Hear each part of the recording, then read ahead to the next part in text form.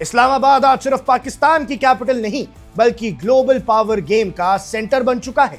America के vice president खुद अब लैंड कर चुके हैं और इस विजिट का एक ही मकसद है, ईरान के साथ चल रही डेंजरस कॉन्फ्लिक्ट को रोक देना। यानी इस्लामाबाद में आज तय होगा मिडिल ईस्ट का फ्यूचर, सीज फायर होगी या कॉन्फ्रंटेशन, इस्लामाबाद में आज फैसला हो ही जाएगा।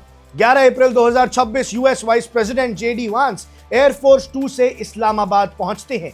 ये कोई रूटीन डिप्लोमेटिक विजिट नहीं है दर्शकों, ये एक हाई स्टेक्स पीस मिशन है। उनके साथ डेलीगेशन में स्टीव विटकॉफ और जेरेड कुशनर जैसे इन्फ्लुएंशियल नेगोशिएटर्स शामिल हैं जो डायरेक्टली डील मेकिंग के लिए जाने जाते हैं। यानी अमेरिका ने अपने वाइस प्रेसिडेंट के साथ नेगोशिएट करने वाले अपने देश के 2 दिग्गजों को भेज दिया है। पाकिस्तान की तरफ से भी रिसेप्शन इक्वली पावरफुल है। आर्मी चीफ आसिम मुनीर और डिप्टी पीएम इशक दर खुद एयरपोर्ट पर मौजूद थे। लेकिन दर्शकों, सबसे स्ट्राइकिंग चीज है सिक्योरिटी। इस्लामाबाद को रेड अलर्ट पर डाल दिया गया है। 10,000 से ज्यादा सिक्योरिटी पर्सनल्स डिप्लॉय किए गए हैं। रोड सील्ड है। यूएस डेलीगेशन अपनी खुद की आर्म्ड व्हीकल्स के साथ मूव कर रही है। यानी यूनाइटेड स्टेट्स अपनी सेफ गाड़ियां भी खुद ही लाए हैं क्योंकि इस्लामाबाद की सिक्योरिटी पर उन्हें भरोसा नहीं है। ये लेवल की सिक्योरिटी एक क्लियर सिग्नल है कि भैया स्टेक्स बहुत हाई हैं। बात करते हैं कि असली एजेंडा क्या है। ये टॉक्स बेसिकली यूएस और ईरान के कॉन्फ्लिक्ट को डीएस्केलेट करने के लिए हो रही हैं, जो पिछले 6 हफ्तों से वेस्ट एशिया में इंस्टेबिलिटी क्रिएट कर रही है।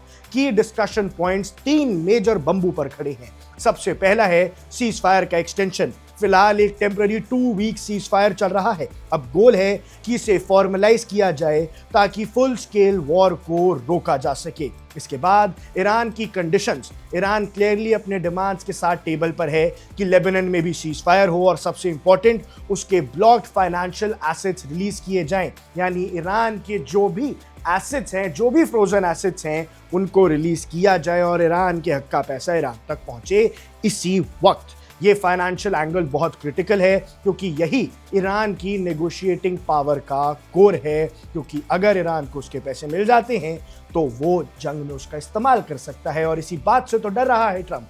लेकिन दर्शकों, रीजनल स्टेबिलिटी और एग्जिट स्ट्रैटेजी की बात होगी। यूएस के लिए ये टॉक्स एक एग्जिट स्ट्रैटेजी भी है। कॉन्फ्लिक्ट जितना लंबा चलेगा उतना ज्यादा इंपैक्ट ग्लोबल ऑयल रूट्स और एनर्जी सप्लाई पर पड़ेगा। पाकिस्तान के प्रधानमंत्री शहबाज शरीफ ने भी क्लियरली बोला है कि ये टॉक्स वेस्ट एशिया में ड्यूरेबल पीस के लिए क्रूशल है। यानी एक लंबे समय की पीस के लिए आज बातचीत होके रहेगी इस्लामाबाद में।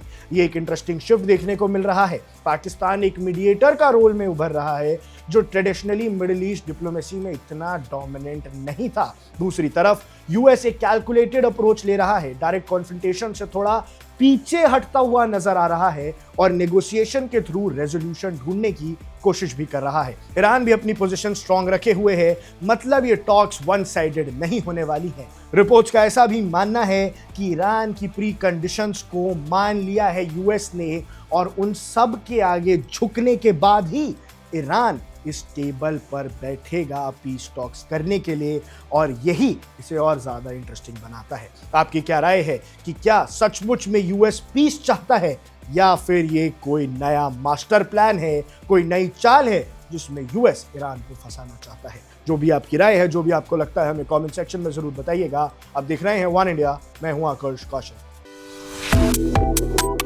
Subscribe to One India and never miss an update. Download the One India app now.